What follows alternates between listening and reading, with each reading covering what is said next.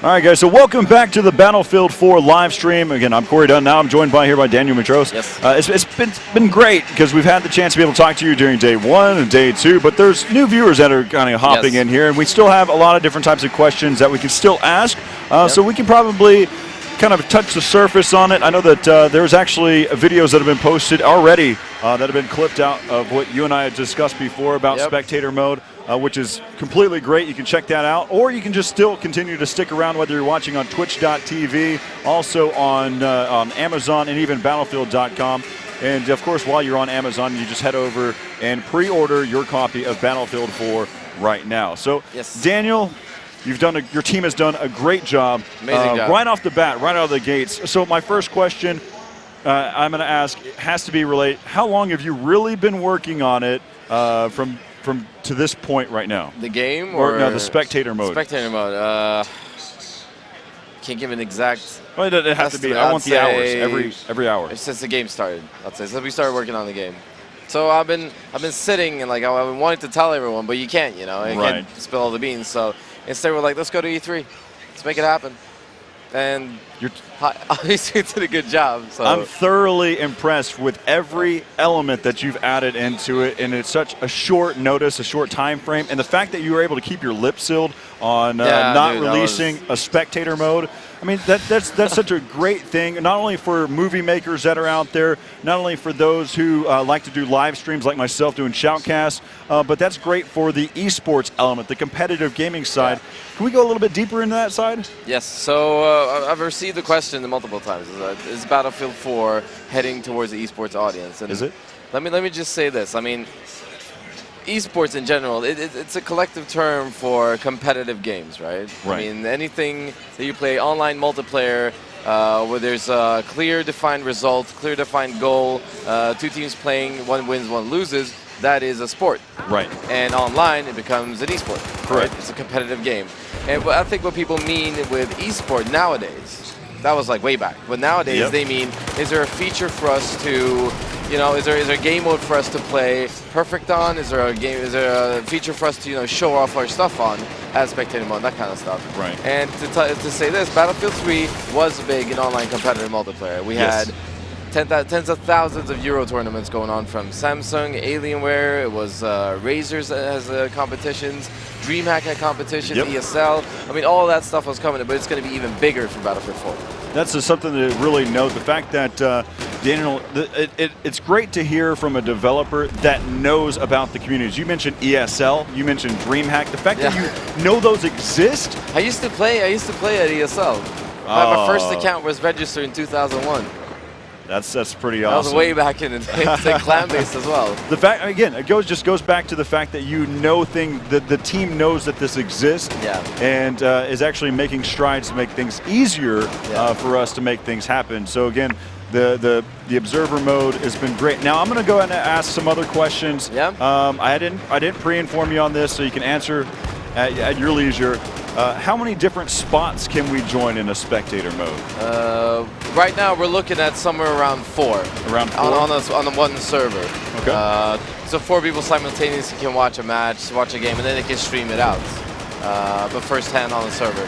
I think looking at around 4. That right there is great. The reason being because typically you have your 2 shoutcasters. They need a position, but then there's also those who like to have a really cinematographer, an element to it, that cinema element, where they can sit there and get those great angles. You already gave some really great things as well with the camera presets, but there's also those who like to switch between 2 additional elements. You can have anti-cheat admin well. spectating, you can have commentators spectating, you can have a judge or a referee spectating. So I mean, we need to open up slots for letting people with different roles come in.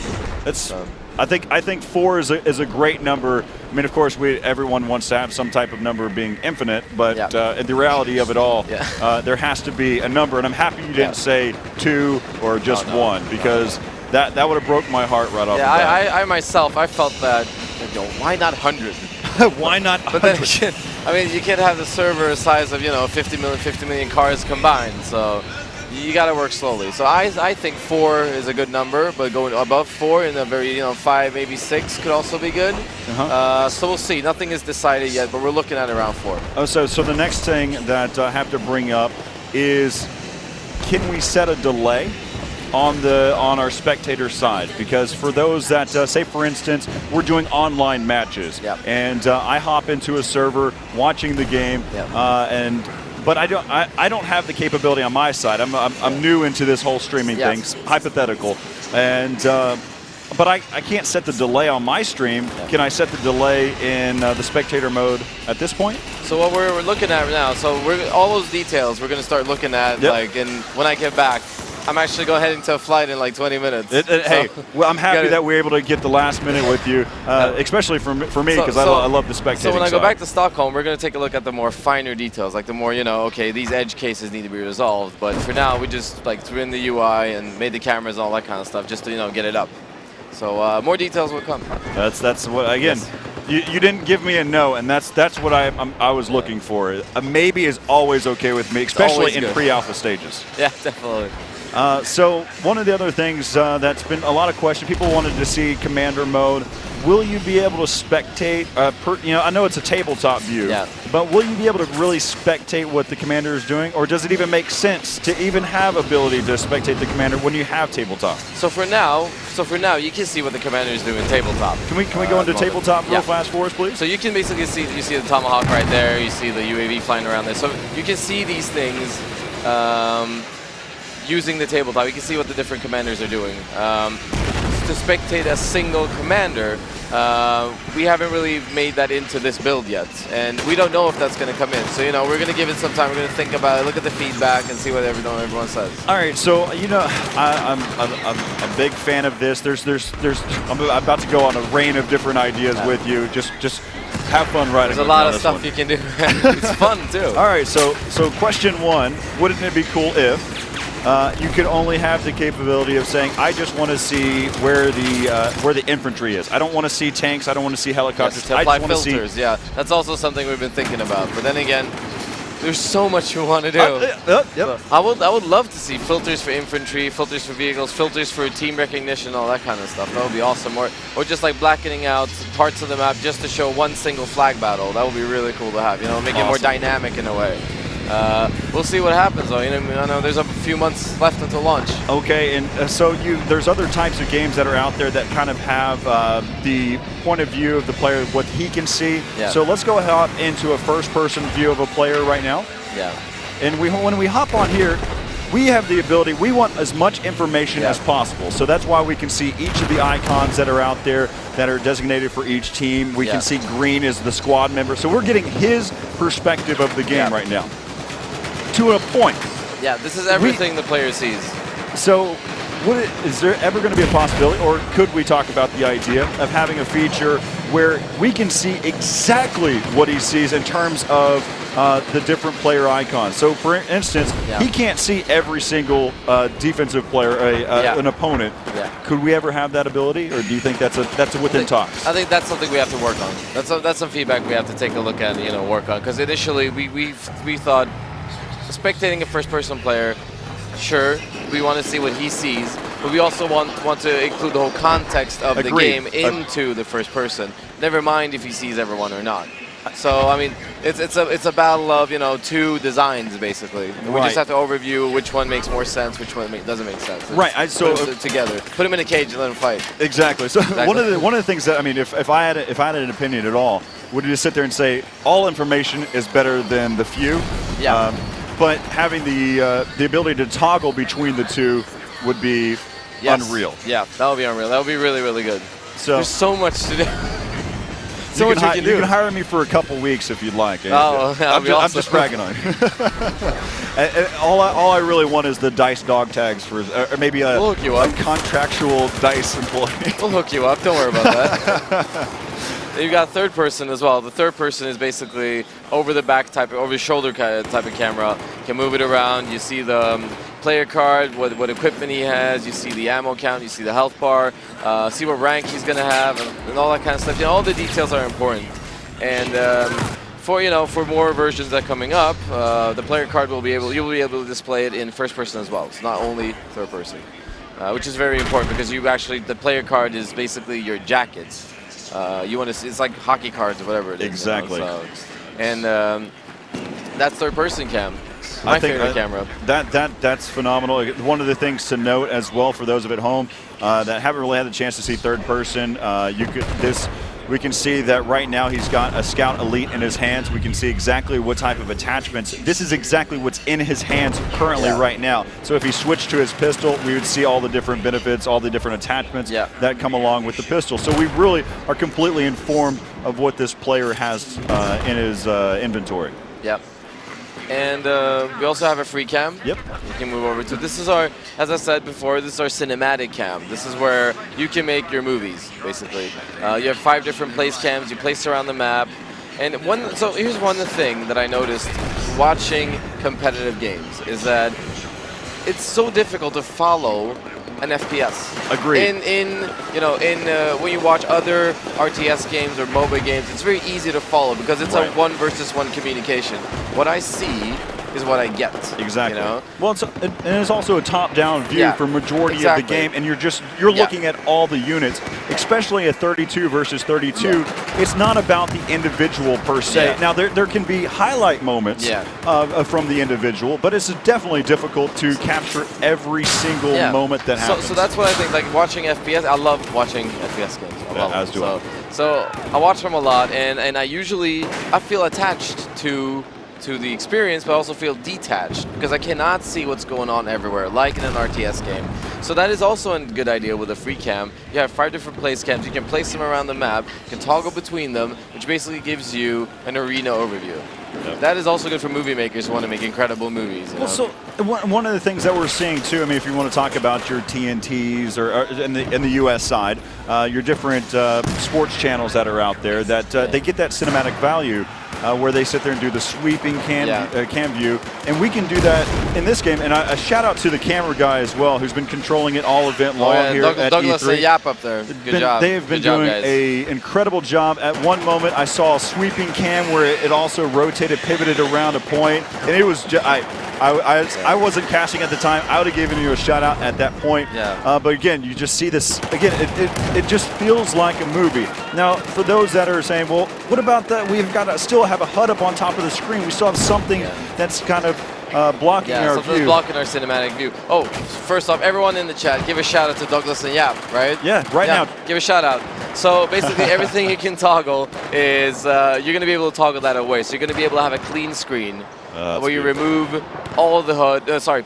All the UI that is basically directing you and saying free cam, third person, all that stuff. You just remove that. You become a completely clean screen. You can record off for that clean screen using Fraps or whatever it is. Right. Will that also include the capability of toggling on and off the players as well, the icons above their head? Yes. So again, that is the plan though. So again, there's just so many different elements that your team has already covered, and it's been phenomenal. And I mean, if you look at the design, it's a very simple design. It's not a very advanced design. You don't have 50 under tabs under what you're seeing right now. You don't have different menus for everything. It's all there.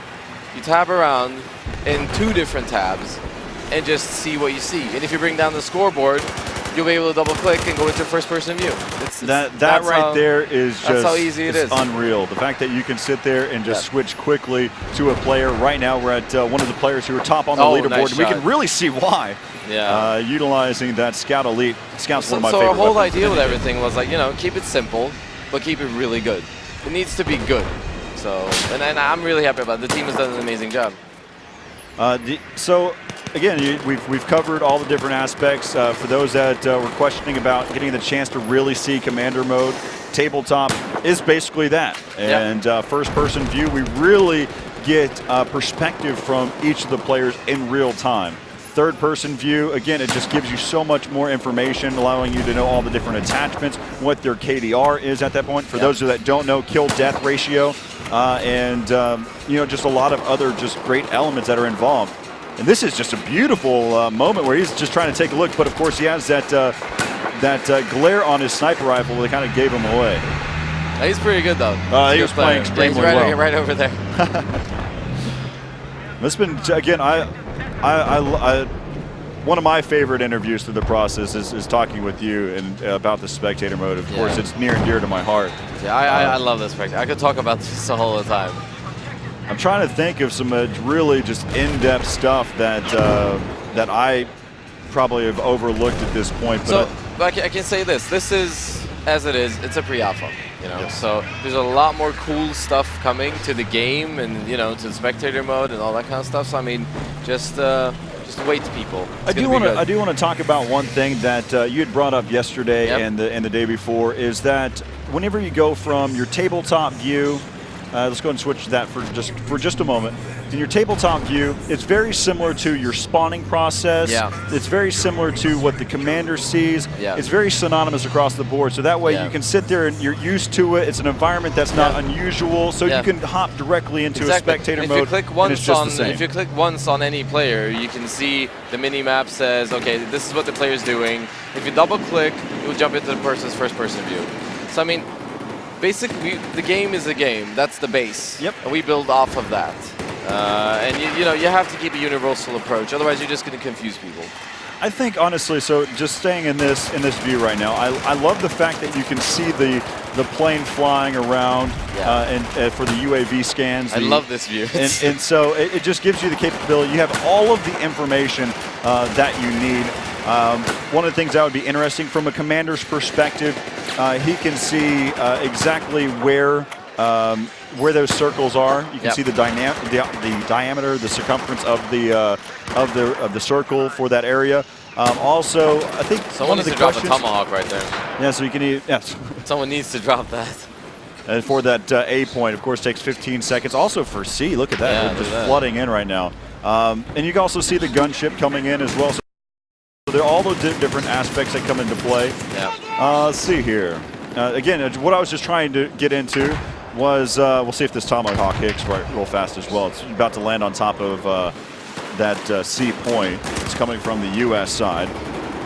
And I don't know where those players might actually be underneath right now. He's going straight for the top, though. And it looks like he doesn't take out any of them. So one of the things that is also in the commander mode, you have the capability of zooming in to each of those points. Yeah, so are we going to have the same type of scroll capability? in on tabletop, you can see what's going on the perfect square. Again, so many elements that are identical to what you actually have in-game.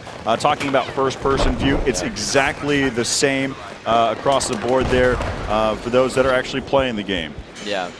It's just a shout out to your team. You know, people wanted a spectator mode, and you know, here it is. Here's a spectator mode. Have fun. The fact that I run out of questions so quickly for the spectator mode means that you guys have covered a lot. One of the things that I love to answer questions for games that are in development is about, hey, you need to add this, you need to add this. So I guess I just came up with another thing, and I'm pretty sure it will be in the game as well. For the spectator side, is having the ability to see the kill feed. Yeah, I mean, in the end, when the spectator is done, you're going to see a lot of cool stuff that you can enable and disable and that kind of stuff. So going into that later, there's more stuff coming up, but it's going to be really, really good. And we've really taken feedback into account for this, for the whole game. So. Yeah, so again, make sure you head over to Reddit. Also, what are some real, we've been mentioning a lot of the social medias for Battlefield on Reddit, your Twitter on #BF4. But what are some other ways, other than social media? Is there any other forums that they can reach out to the team? Facebook, I guess, forums, Battlelog forums. Yeah, so again, there's so many different avenues that you can connect with the DICE crew that, again, you guys are listening, and it's definitely a proof of fact right here. Yeah, and if you are watching this and you're at E3, come to our booth, hang out, have fun, play the game. Yeah, the entire team here at DICE has been great because I've asked you guys question after question, drilling about every element, trying to find out every bit of information. The fact that the team is so open to the idea, there's nothing that's very PR related and talking in terms of I can't answer that right now. It's this. It's that right there. I don't believe the team will allow me to do that. The fact that your team is open about certain elements, and whenever you say that you can't answer it, it's because you truly don't know. Yeah, and I mean, obviously, we can't answer everything. Right. And even if we can, it's gonna, you have to take it with a smile. It is what it is. Yeah, you got to take it with a smile. Yeah. So, man, I enjoy having you on here to talk about every little aspect. I'm following you on Twitter now, so thank you. And so thank you. That way now I know exactly what you have to say. Follow my amazing Twitter jokes. Yeah, so it's good. Your humor is above and beyond. Thank you. All right, I think I have to go now to catch my flight. All right, hey, it's been great, especially again. You're flying all the way back to Stockholm. Is that correct? Yes, I'm going to 3 hours of sleep and then driving to DreamHack, then interviews, presentation, and then back to the studio to work. Safe flight, going all the way back to Stockholm. That's a 9-hour time difference right now, and then it's roughly about a 17-hour flight to get home. So that's basically a day and a half worth of travel. It's a beating. It's harder to fly east and fly back east than it is to fly west, because when you fly west, you're gaining so much time. You're not really losing the day. But I know that for a fact. It kills me every time that I fly across the pond. It's fun to come to E3. This is all amazing, but in the end of the day, we have the game to make, and the much more studio time you can get in these hectic times with all these events going on, that's the best you can get. Studio time you have to get that when all these events are going on. So, Daniel, it's been great having you on here. It's been a pleasure. I've enjoyed every single moment of it. Have a safe trip. Make sure that we need you to be good and rested to continue to make other changes to the spectator mode. I'm looking forward to seeing all of the different features that are involved. Again, so have a safe flight. Thank you very much. Stick around. We're going to have so much more gameplay here on day 3. We've had so much different types of action that have happened. We've seen so many different elements, and we're still listening to your feedback, some of the questions you might have. So stick around. We may be able to answer more of that after the break.